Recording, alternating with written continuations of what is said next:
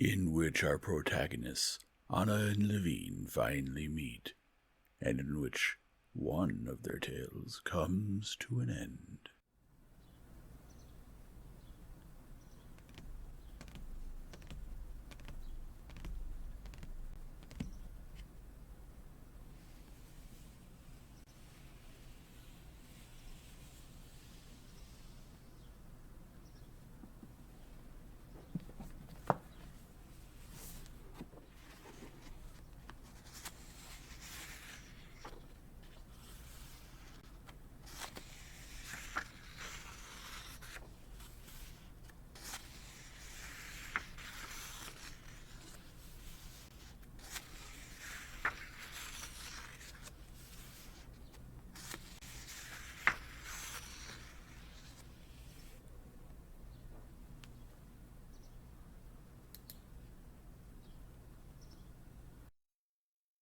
Stepan Arkadyev's affairs were in a bad state.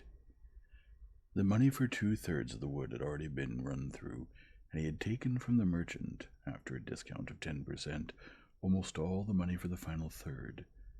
The merchant would not give more, especially since that winter Darya Alexandrovna, claiming a direct right to her own fortune for the first time, had refused to put her signature to the receipt of the money for the last third of the wood.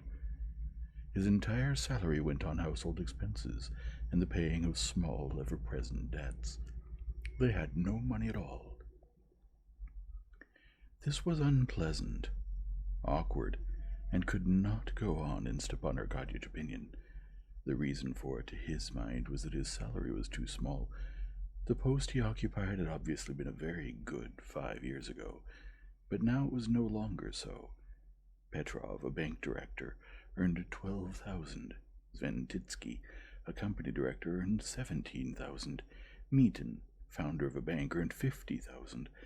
I evidently fell asleep, and they forgot me, Stepan Arkadyevich thought to himself. And he began to keep his ears and eyes open, and by the end of winter had picked out a very good post and mounted an attack on it, first from Moscow through aunts, uncles, friends, and then in the spring, as the affair ripened, he himself went to Petersburg. This was one of those cushy bribery posts, with salaries ranging from 1,000 to 50,000 a year, which had now become more numerous than before. It was a post as member of the Commission of the United Agency for Mutual Credit Balance of the Southern Railway Lines and Banking Institutions. This post, like all such posts, called for such vast knowledge and energy as could hardly be united in one person. And since the person in whom all these qualities could be united did not exist, it would be better in any case if the post were occupied by an honest man rather than a dishonest one. And Stepan Arkadyevich was not only an honest man, without emphasis, but was also an honest man with emphasis, with that special significance which the word has in Moscow when they say an honest politician, an honest writer, an honest journal, an honest institution, an honest tendency, which signifies not only that the man or institution is not dishonest, but that they are capable, on occasion, of sticking a pin into the government. Stepan Arkadyevich belonged to those circles in Moscow in which this word had been introduced. It was considered an honest man in them, and therefore had more rights to this post than others did. The post brought from 7,000 to 10,000 a year, and Oblonsky could occupy it without leaving his government post. It depended on 2 ministers, 1 lady and 2 Jews, and though they had been primed already, Stepan Arkadyevich still had to see them all in Petersburg. Besides that, Stepan Arkadyevich had promised his sister Anna to get a decisive answer from Karenina about the divorce, and so, having begged 50 rubles from Dolly, he went to Petersburg. Sitting in Karenina's study, and listening to his proposal on the causes of the bad state of Russian finances, Stepan Arkadyevich only waited for the moment when he would finish, so that he could speak about his own affairs and about Anna. "Yes, that's very true," he said when Alexey Alexandrovitch, taking off his pince-nez, without which he was now unable to read, looked questioningly at his former brother-in-law. "It's very true in detail, but All the same, the principle of our time is freedom. Yes, but I put forward another principle that embraces the principle of freedom, said Alexei Alexandrovitch, emphasizing the word embraces, and putting his pince-nez on again in order to reread to his listener the passage where that very thing was stated. And looking through the beautifully written, huge-margined manuscript, Alexei Alexandrovitch reread the persuasive passage. I oppose systems of protection not for the sake of profit of private persons, but for the common good, for lower and upper classes equally, he said, looking at Oblonsky over his pince-nez. But they cannot understand it. They are considered only with personal interest, and have a passion for phrases. Stepan Arkadyevich knew that when Karenina started talking about what they did and thought, the same ones who did not want to accept his proposals and were the cause of all the evil in Russia, it meant that he was near the end, and therefore he now willingly renounced the principle of freedom and fully agreed with him.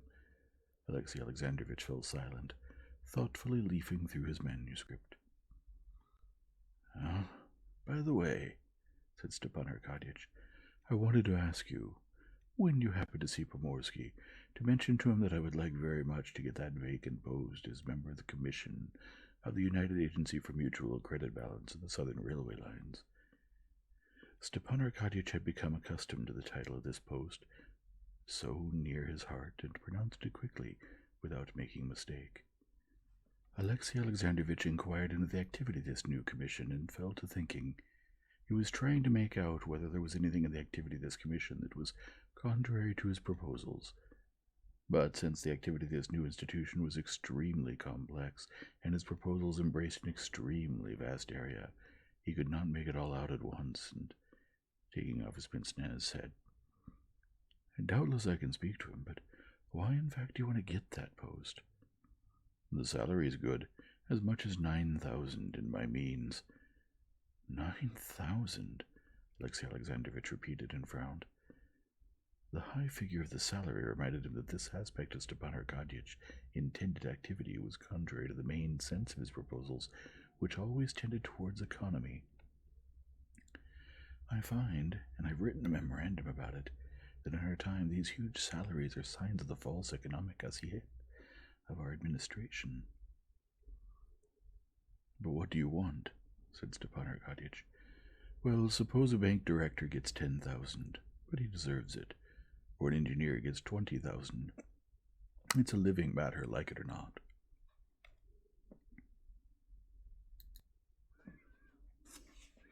I think that a salary is payment for value received, and it should be subject to the law of supply and demand.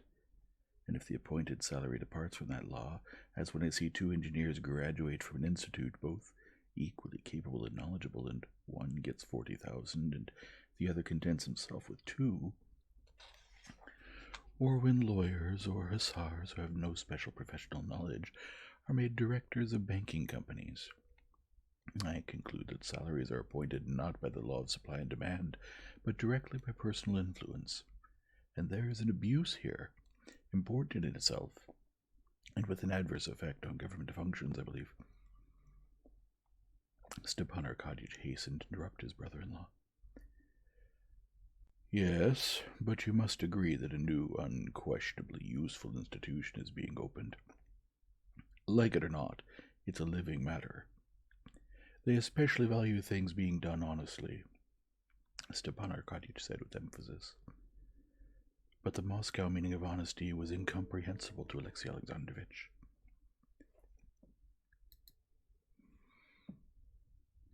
Honesty is merely a negative quality, he said.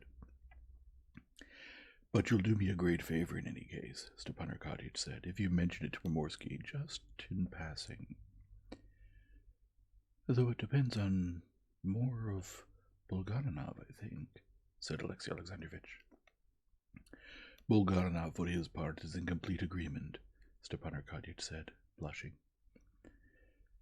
Stepan Arkadyevich blushed at the mention of Bulgarinov because he had called on the Jew Bulgarinov that same morning, and the visit had left him with an unpleasant memory. Stepan Arkadyevich was firmly convinced that the business he wanted to serve was new, alive, and honest, But that morning when Bulgarinov, obviously on purpose, had made him wait for 2 hours with other petitioners in the anteroom, he had suddenly felt awkward. Whether it was that he, Prince Oblonsky, a descendant of Rurik, had waited for 2 hours in a Jew's anteroom, or that for the first time in his life he was not following the example of his ancestors by serving the state, but was setting out on a new path. In any case, he had felt very awkward. During those 2 hours of waiting at Bulgarinov's, Stepan Arkadyevich had pertly strutted about the anteroom, smoothing his side whiskers, striking up conversations with the other petitioners, and devising a pun he intended to tell about how he had much ado with a Jew, at pains all the while to conceal his feelings from everyone else, and even from himself. But all that time he had felt vexed and awkward without knowing why, whether because nothing came of the pun, I had much ado with a Jew, or for some other reason. When Bulgarinov had finally received him with the utmost courtesy, obviously triumphant at his humiliation, and all but refused him, Stepan Arkadyevich had hastened to forget it as soon as he could, and remembering it only now, he blushed.